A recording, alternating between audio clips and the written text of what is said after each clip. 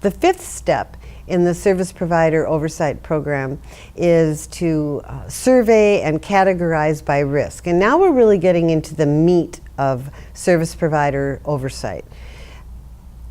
At this point in the process, you understand the definitions, you've got your team in place, you've conducted your due diligence, but now at the end of the day, you have this group of vendors and service providers who are doing work for you, and the question is, how do you manage them? We can't, what if you have, in some organizations, they could have as many as 1,000 or 2,000 service providers. And you can't you can't shut down your business just to manage your service providers.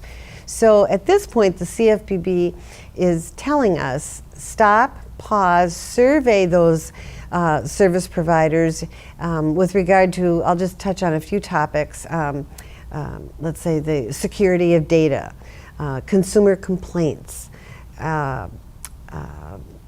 training of their staff, how they recognize and comply with those enumerated laws that we talked about in Chapter 1.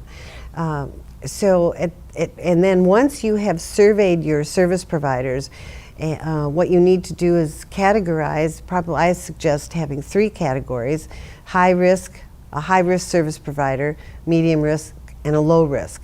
And the reason you would be a high risk service provider is not because of your behavior, but because of the likelihood that you either touch a consumer directly through communication or you touch consumer data. That makes you, as a service provider, a higher risk provider of services than someone, for example, that they sell you just the envelope. I mean, that's less risk, if you will, than that is less risk than someone that's really touching consumer data or communicating directly with consumers.